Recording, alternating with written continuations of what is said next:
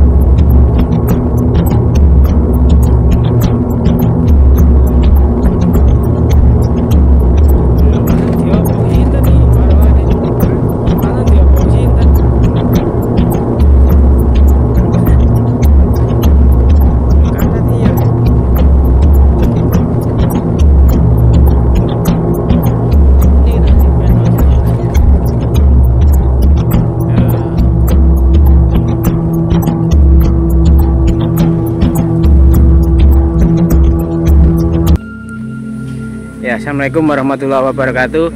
Salam budaya rahayu, salam sehat damai selalu Nusantaraku. Oke, saat ini seperti biasa kita blusu-blusu ya teman-teman ya. Tepat di lereng gunung ya, ini daerah Pasuruan ya. Di sini konon ada makam pusaka dari para kerajaan ya, para punggawa raja ya, yang tentunya pusaka ini mempunyai pamor ya, mempunyai pamor yang sangat dicari ya oleh para pemburu pusaka ya. Konon makam pusaka ini baru saja dibangun ya. Dulu makam ini tidak terurus ya, tapi setelah ada ahli spiritual, ahli pertapa itu melakukan sesembahan atau semedi di sini, ternyata ada pusaka. Orang-orang sakti. Kita harus menghormati dengan Oke, kita lepas dulu ya. Melepas alas kaki seperti ini. Ya, assalamualaikum, rahayu. Nah, seperti ini ya teman-teman ya. Yang mana yang makam pusakanya kita. Jadi di lokasi ini ada banyak sekali kajian artefaktual. Jadi artefak, ekofak, fitur kita akan gali bahwasanya di sini pernah ada sebuah peradaban yang sangat besar. Cerita tutur masyarakat yang dimakamkan di sini adalah para kesatria pelarian dari Singosari tahun 1292 ketika Prabu Kertanegara digulingkan oleh Raja Bawan dari gelang-gelang yaitu Jayakatwang. Maka makam utama di sini bernama Mbah Singopadu yang berasal dari Singosari atau para kesatria Singosari.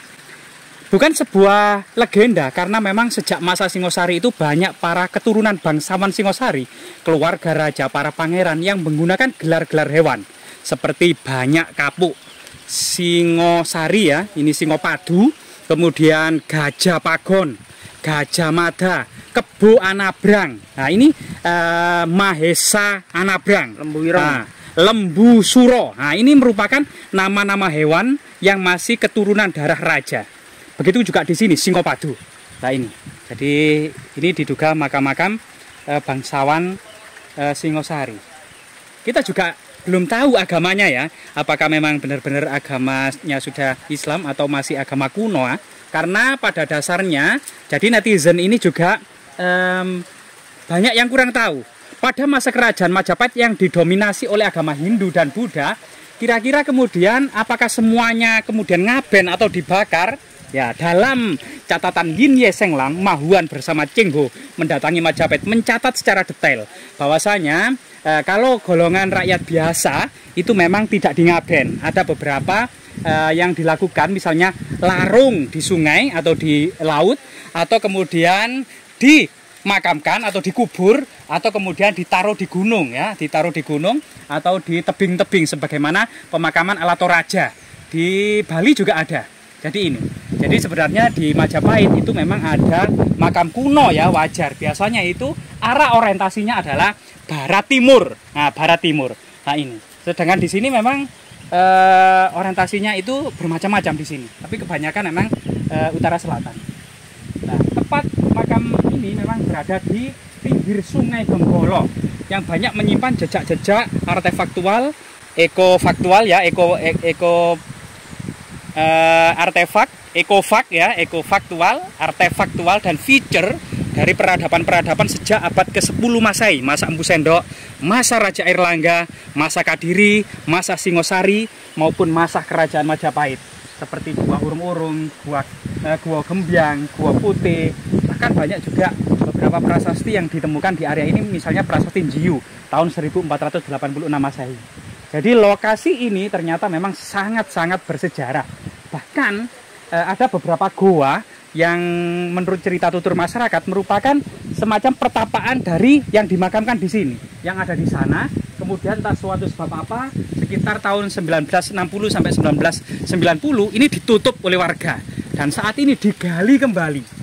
Sehingga kemudian warga pun nekat menggali gunung dan menemukan istana bawah tanah atau istana yang terpendam. Nanti kita akan ke sana.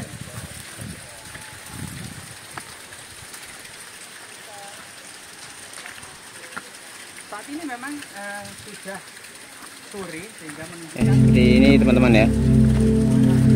Jadi ada 1, 2, 3, 4, 5, 6, 7, 8, 9, 10, 11. Jadi ada 11 makam, ya. Ada 11 makam yang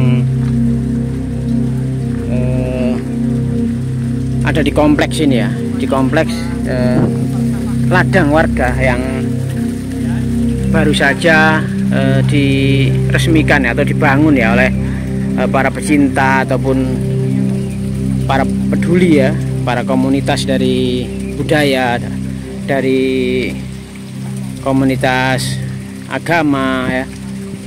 Jadi mereka tidak melihat sisi dari sebelah saja, tapi melihatnya ini adalah sebuah peninggalan leluhur, ya, tanpa melihat perbedaan agama, suku, ras, dan juga budaya, ya. Jadi tujuannya ada hanya satu, nguri-nguri peninggalan, nguri-nguri sejarah leluhur yang ada di tanah kelahirannya. Nah, seperti hal-hal seperti inilah yang perlu kita lestarikan, ya, peninggalan-peninggalan yang ada di sekitar kita. Karena kalau bukan kita, siapa lagi, ya, teman-teman, ya. Karena banyak sekali negara-negara lain itu sangat iri, ya, dengan negara kita, peradaban, budaya, agama maupun apapun, ya, di Indonesia ini sangat majemuk, ya.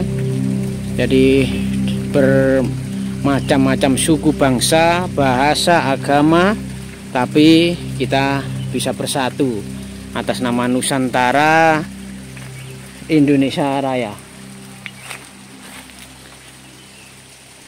Oke, kita akan lanjutkan, ya, karena ada penemuan juga setelah dibangunnya makam ini. Ternyata ada penemuan lagi, yaitu goa, ya. Goa ini konon di dalamnya itu ada sebuah seperti jejak-jejak manusia purba atau manusia kuno, ya, pada masa atau era kerajaan masa lalu. Nah, nanti di sana, ya, di pucuk sana. Jadi warga itu ketika menanam atau menggali ladang jagung ini, itu ditemukan goa. Ketika itu tidak kentara, ya, karena memang tertutup semak belukar.